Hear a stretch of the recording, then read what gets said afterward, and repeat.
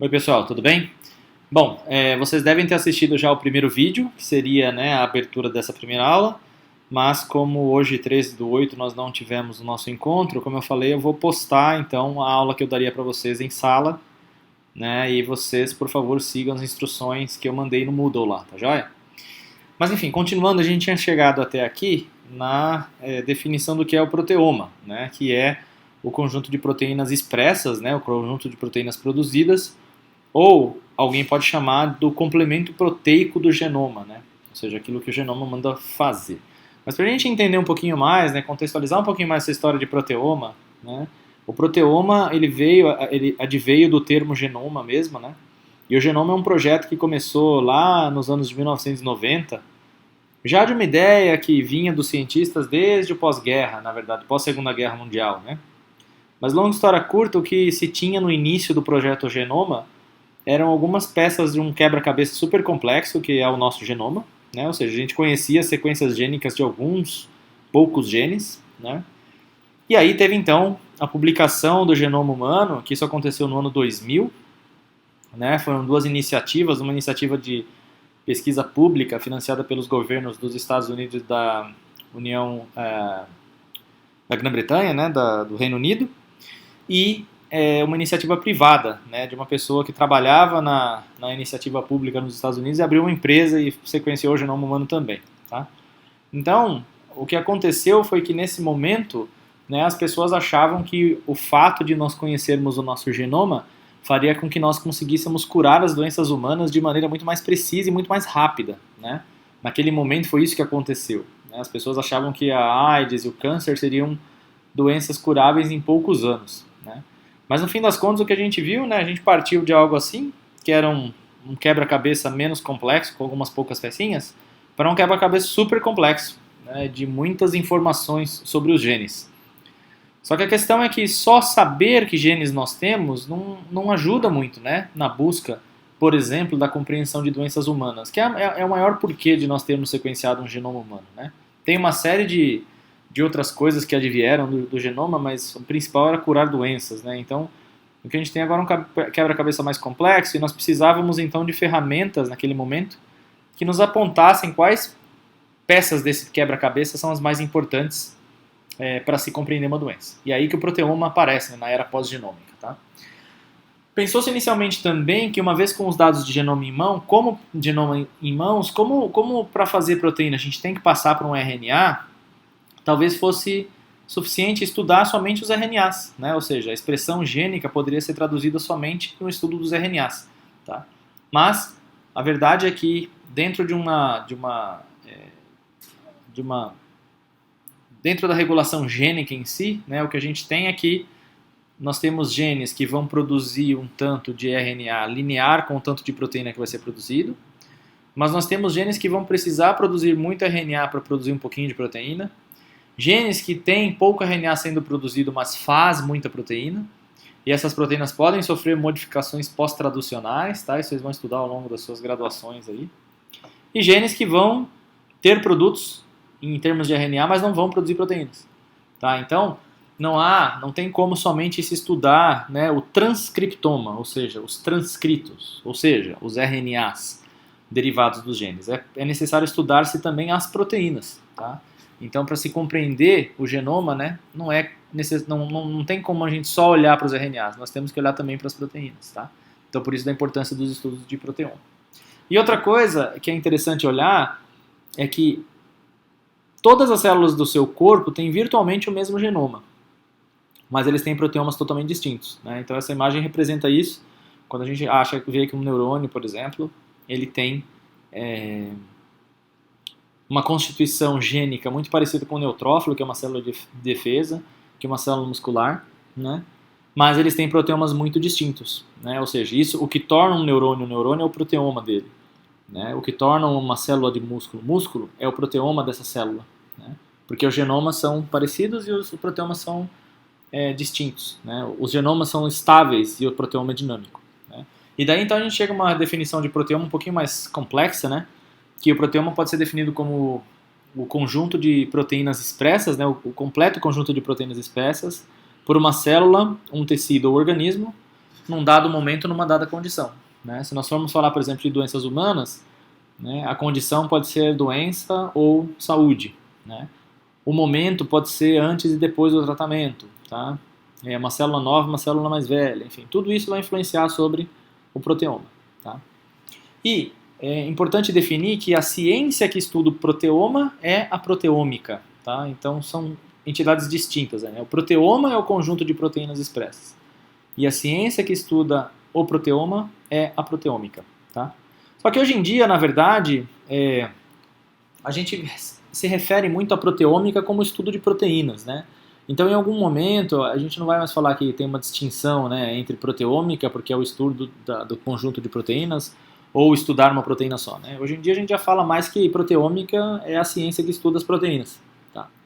E assim a gente pode usar diversas técnicas para poder entender melhor algumas perguntas biológicas. Tudo bem? Bom, espero que até aqui dê para ter entendido pelo menos o histórico e um pouco do que é o proteoma, tá certo? Desculpa, fiz uma coisa no meio aqui, peço perdão. Bom, eu vou continuar aqui agora, e na verdade o que eu quero falar para vocês é que através do estudo usando ferramentas proteômicas no laboratório, né, estudando-se proteomas, a gente pode basicamente usar esses dados para duas coisas. Entender mecanismos moleculares, né? E aí quando eu falo isso, a gente pode estar falando, por exemplo, de uma doença. Né? Então, se eu quiser estudar câncer, eu posso comparar, né, os proteomas, ou seja, o conjunto de proteínas expressas que sejam advindas de células saudáveis, certo? Ou o conjunto de proteínas expressas de uma célula doente. Tá? E nós podemos então comparar os níveis de expressão, ou seja, o quanto daquelas proteínas estão sendo produzidas em ambas as condições, e a partir daí apontar proteínas que estão diferencialmente expressas, ou seja, proteínas que estão sendo mais ou menos expressas naquela condição de doença, por exemplo. Certo? Isso vai fazer com que eu possa compreender melhor mecanismos moleculares. Eu vou mostrar um exemplo para vocês. Outra coisa é que as proteínas elas podem ser usadas como potenciais biomarcadores, né? Ou seja, eu posso verificar a quantidade, a presença ou a ausência de uma determinada proteína e determinar se aquilo é benéfico ou maléfico de uma determinada medicação, ou mesmo se a presença daquela proteína pode indicar uma doença. Né? Então, talvez o biomarcador proteico mais bem conhecido seja o PSA, que é uma proteína que pode indicar a presença de câncer de próstata em homens. Né? Então, homens a partir dos 40 anos de idade aí, tem que fazer periodicamente um exame de sangue e detectar altas quantidades desse PSA. Né? Isso pode ser um biomarcador, né, bastante confiável para presença de câncer de próstata. Tá? Então, a gente pode usar diversas proteínas como potenciais biomarcadores para aplicações diversas. Né? Eu estou falando aqui de doenças humanas, mas será que a gente não pode, por exemplo, encontrar uma proteína que, vamos dizer, a presença dela na folha de uma laranjeira pode indicar a infecção a um determinado patógeno? Né? Então isso também pode ser um biomarcador utilizado aí por ferramentas proteômicas. Tá? Mas eu vou falar um pouquinho de uma problemática aqui para exemplificar como é que esse estudo de proteoma pode ser usado. Eu vou falar de um projeto que a gente tem aqui no laboratório, e depois eu vou falar, né, do projeto que vocês vão trabalhar durante o semestre aqui nessa disciplina. Tá?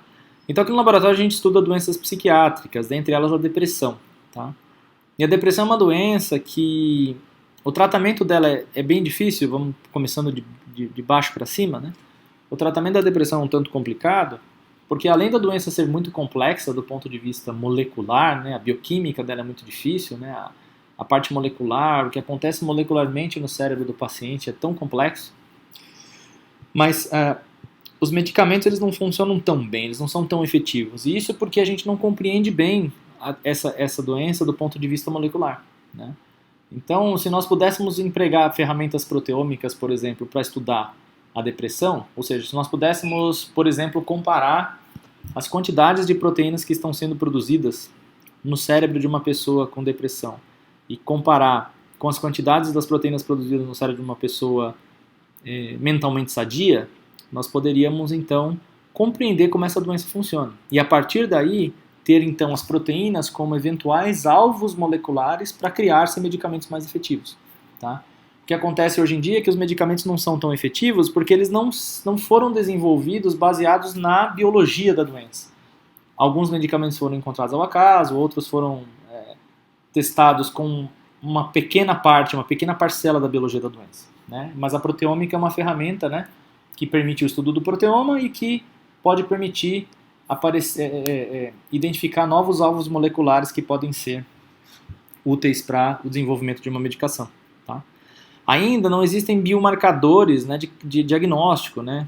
Ou seja, os pacientes, para serem diagnosticados por depressão, eles têm que passar com um psiquiatra, não é com um psicólogo, não é com um amigo, é o psiquiatra que tem que diagnosticar isso de maneira clínica, ou seja, entrevistando o paciente. Não existe nenhum exame de sangue que determine que alguém tem ou não depressão. Não existe nenhum exame de sangue que possa determinar se uma medicação vai funcionar bem ou mal para uma pessoa, ou se está funcionando bem ou mal para uma pessoa. Tá? Isso tudo é observável na clínica. E seria interessante, né, se nós pudéssemos identificar os tais biomarcadores para o diagnóstico, para o tratamento, tá bom? Então, através do uso das ferramentas proteômicas, né, no estudo do proteoma, nós poderíamos criar estratégias translacionais. O que quer dizer isso? Na verdade, translacional vem de translational, né, do inglês, que seria alguma coisa do tipo traducional, né, que quer se dizer aí, que nós temos que tentar traduzir os achados que a gente tem no laboratório para soluções clínicas, né? Então, translational strategies, né, as estratégias translacionais seriam aproximar o laboratório de pesquisa de soluções que lá na clínica possam ajudar os pacientes. Tá? Então, é isso que a gente tenta fazer aqui no laboratório, e a gente estuda, por exemplo, o sangue de pacientes coletados, pacientes com depressão. Né? E o sangue desses pacientes são coletados antes da medicação começar e depois da medicação. E basicamente com isso a gente quer responder duas coisas. Né? Primeiro, ao analisar as proteínas que estão no sangue desses pacientes, nós podemos identificar biomarcadores que determinam que eles vão ser bons ou maus respondedores aos antidepressivos.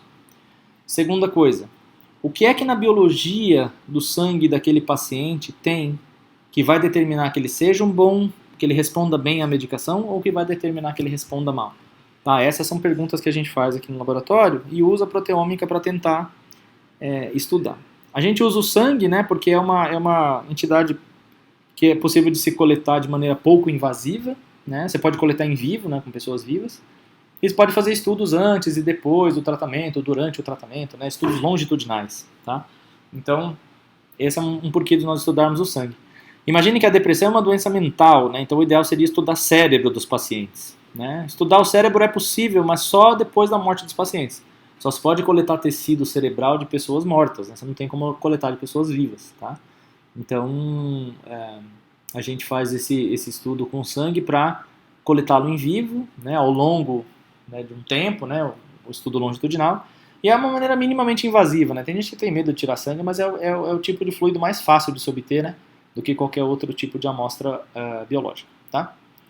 Então, basicamente, a gente emprega um workflow aqui, né, ou seja, uma espécie de desenho experimental aqui para fazer essa análise. Tá? E de maneira muito resumida, o que acontece é que primeiro os pacientes vão ter o sangue deles coletados na clínica, né? Esse é um estudo que a gente fez em colaboração com o pessoal na Alemanha, né? Então essas amostras foram coletadas nas universidades de Munique e Magdeburg, lá na Alemanha. Então uma vez coletados, esse sangue é colocado dentro de um tubo, e esse tubo é centrifugado e ele separa então as diferentes frações do sangue. No plasma sanguíneo, a parte líquida do sangue, né? Ela é menos densa, ela vai ficar para cima. As células mononucleadas ou os leucócitos, aí, falando de maneira geral, né, as células de defesa, elas ficam numa fase intermediária, e as células vermelhas, né, as hemácias, elas são mais densas, elas vão para baixo. Aqui, tá? Então aqui nesse caso nós vamos estudar o plasma sanguíneo, ou seja, na busca dos potenciais biomarcadores a gente vai estudar a parte líquida do sangue, e na busca de compreender a biologia da doença a gente vai estudar células mononucleadas, porque a partir dessas a gente pode pegar todo o metabolismo que as células desses pacientes vão ter. Tá? Então, a primeira coisa que a gente vai fazer aqui, né, é separar essas partes, ou seja, preparar a amostra. Né? Então, a nossa amostra vai ser o sangue, dos quais nós vamos analisar o plasma, a parte líquida, e também as células mononucleadas. Tá? Então, a preparação da amostra é a parte mais importante de todo esse trabalho, porque é o momento no qual nós vamos separar as proteínas que nós vamos estudar, né? Então, quando a gente fala preparação de amostra, quer dizer isso, né? Eu quero separar as proteínas de tudo que não é proteína dentro daquela amostra, né? Porque, obviamente, nós estamos trabalhando com o proteoma aqui, né? Se uma pessoa estivesse estudando o genoma desses pacientes, ele poderia preparar a amostra de forma a isolar o DNA de todo o resto que tem, por exemplo, nas células mononucleadas, né? Mas aqui no nosso caso a gente quer estudar o proteoma, então nós queremos, quando falando preparar a amostra, separar as proteínas do plasma de todo o resto das coisas que tem no plasma, separar as proteínas que estão dentro dessas células mononucleadas de todo o resto que está lá nas células, tá? E isso é uma coisa que vocês vão fazer na primeira aula de vocês, né? Vocês vão precisar usar tampões adequados, né? Então, para que vocês consigam extrair as proteínas de lá, tá? E essa é a parte mais importante aí no estudo de proteoma, né? Porque é o momento no qual você vai separar, você vai conseguir isolar o seu material de estudo, tudo bem? Depois disso, imaginem que, como vocês já ouviram falar, o proteoma ele é bastante complexo, né? Lembra que a gente até comentou na aula um pouquinho sobre, falando que o proteoma, nós estamos falando de milhares de proteínas que existem dentro das células, ou no caso aqui, não só das células, mas também do plasma sanguíneo. Tá? Então, a segunda coisa que a gente tem que fazer depois de separar essas entidades, depois de separar as proteínas, de separar as proteínas do resto que tem lá do material biológico, né? É então conseguir separar essas proteínas para que nós consigamos visualizá-las de maneira ideal. Então imagina que depois que eu faço a minha preparação de amostra, as proteínas estão como se fosse dentro de um saquinho de peças de quebra-cabeça, todas misturadas ali. Tá? E o que eu quero fazer? Eu quero montar esse quebra-cabeça, certo? Eu quero saber quais são as proteínas que estão ali.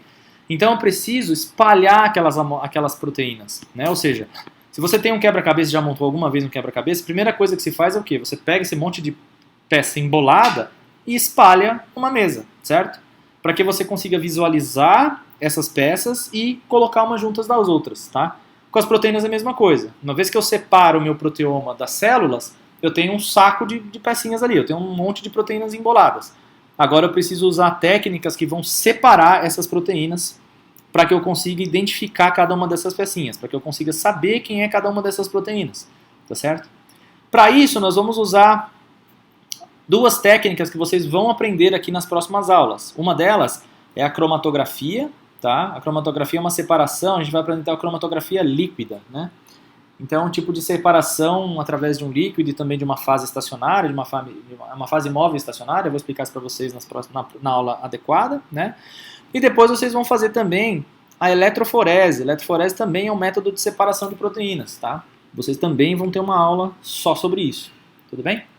E no caso dos estudos de proteoma, depois que eu, então, extraí as minhas proteínas de interesse da minha amostra biológica, e depois que eu fiz a separação delas, por exemplo, por cromatografia ou por eletroforese, eu vou usar a espectrometria de massas para poder identificar que proteínas são essas, né? Saber quais são os genes que produzem essas proteínas, tá? Eu não vou falar sobre espectrometria de massas nem aqui, e nem a gente também não vai abordar nessa disciplina, mas já adianto para vocês que eu tenho uma disciplina eletiva na qual a gente explica todo esse procedimento aqui de maneira bem detalhada, inclusive espectrometria de massas, tá? E aí vocês poderiam aprender aí no futuro como é que isso funciona, né? Mas a título de curiosidade, a gente vai usar uma máquina como essa aí para poder, que é um espectrômetro de massas, né? Essa máquina aqui. Essa máquina ela vai conseguir ler aquelas pecinhas do quebra-cabeça, né? E identificar qual é o gene que produz cada uma delas. Tudo bem? Então, beleza. E aí, depois disso, uma vez que a gente tem agora o quebra-cabeça todo montado, né, na verdade, todo espalhadinho ali, e eu sei que peça é qual, nós podemos usar uma série de ferramentas de bioinformática para compreender como é que essas pecinhas se encaixam, tá? Isso é o que vocês vão fazer na atividade ao final desse vídeo aqui, né, que seria a atividade que nós iríamos executar em sala de aula hoje, né, hoje no dia 13, nós iríamos executar essa atividade juntos, mas vocês vão fazer em casa, então, né, com o uso de um software aí e seguindo um roteiro que a gente fez para vocês, tá? Especialmente para esse fim. E aí vocês vão ter uma ideia de como é que você faz para montar esse quebra-cabeça agora, que é o proteoma. Tudo bem? E aí coisas desse tipo dá para você descobrir. Então, enquanto estudando os cérebros com depressão, né, lembra que eu falei para vocês da depressão? Então, enquanto estudando cérebros de pacientes com depressão, o que a gente observou através do estudo de proteínas, né, ou seja, nós coletamos cérebros após a morte de pacientes com depressão, a gente fez uma preparação de amostra, que quer dizer separar as proteínas do resto daquela matriz toda que é o cérebro. Uma vez feito isso, a gente fez uma separação das proteínas por cromatografia líquida e também por eletroforese, né, isso que vocês vão aprender. Depois dessa separação, a gente fez uma análise por espectrometria de massas, que nessa disciplina vocês não vão aprender, mas é aquela máquina que vai propiciar com que nós possamos ler aquelas pecinhas, né? E depois a gente fez uma análise de bioinformática em sílico, né? Ou seja, a gente fez uma análise usando softwares computacionais, que é o que vocês vão fazer como atividade após essa aula aqui, né? E a gente consegue montar coisas como essa. Então vocês veem aqui que o que a gente percebeu e descobriu é que o ancoramento de vesículas sinápticas em pacientes com depressão é deficitário, né? Então imagina que isso aqui é um neurônio, né? Imagina que essa parte de cima aqui é um neurônio, esse aqui é um outro neurônio, né? Então esse é um neurônio pré-sináptico, ou seja, ele está passando uma informação, e o neurônio pós-sináptico é o que vai receber a informação, né? E o que a gente viu é que as proteínas que estão associadas ao ancoramento dessas vesículas que um neurônio manda para o outro aqui, estão com diferença de expressão, ou seja, a gente detectou lá na análise proteômica que eles estão em quantidades diferentes.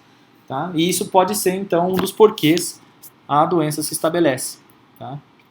Além disso, enquanto estudando o sangue dos pacientes com depressão, nós percebemos que essa proteína, né, o fibrinogênio, ela está mais presente em maiores quantidades em pessoas que respondem mal à medicação aos antidepressivos. Tá? Então, quem responde mal tem mais dessa proteína, pacientes que respondem bem à medicação têm menos dessa proteína. Tá? Então esse é um potencial biomarcador para predizer que alguém não vai responder bem à medicação. E o que a gente tem pensado em fazer agora é em usar meios para diminuir as quantidades de fibrinogênio naquelas pessoas que estão respondendo mal para possibilitar uma melhor resposta à medicação. Tudo bem? Então esse aqui é um exemplo de como a gente pode identificar proteínas como potenciais biomarcadores aí. Tá joia? Pessoal, então beleza. Essa é a ideia, né, por trás de um estudo de proteoma. Tá? E isso é a ideia a partir da qual nós vamos partir para executar, então, uma espécie de projeto que vocês vão ter durante o semestre aqui. Tá? Só que lembra que eu comentei com vocês na aula sobre os cupins? Então, o que vai acontecer é que a gente vai fazer um estudo de proteoma de cupim.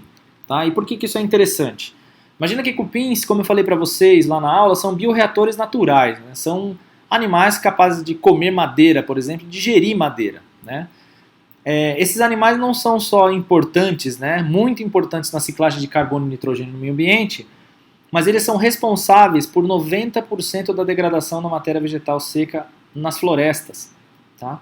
Isso porque eles têm uma espécie de arsenal enzimático, né? Ou seja, eles têm proteínas que são endógenas e também de micro-organismos que vivem no seu sistema digestório, que possibilitam que eles consigam degradar a matéria vegetal seca. Tá? E alguém um dia teve um estalo, né? E esse na verdade é um trabalho bem interessante de um ex-aluno, né? E atualmente pós-doutorando aqui do nosso departamento, né? Que ele pensou que nós pudéssemos usar esse arsenal que os cupins têm no seu sistema digestório para gerar etanol de segunda geração. Né? Então, longa história curta, né? O professor André pode contar para vocês um pouco mais sobre isso depois, né? A área de expertise dele, né? Então imaginem que quando a FACE, né? Quando está se produzindo o etanol, né? Gera-se um bagaço da cana que não é utilizado, né? Só que aquele bagaço tem esses resíduos lignopolissacarídicos que, de uns tempos para cá, descobriu-se que podem também ser usados para gerar mais etanol. Então, imaginem que tem-se lá, né, a extração do etanol de primeira geração, né, ou seja, a primeira maneira com a qual descobriu-se fazer isso. Né? Extrai-se, então, etanol FACE e etanol a partir da cana-de-açúcar, mas pode-se usar o bagaço restante dessa extração para gerar mais etanol. Só que para isso há necessidade de se usar enzimas que consigam digerir esses polissacarídeos das paredes celulares vegetais, né, do bagaço, em açúcares que sejam fermentáveis. Tá?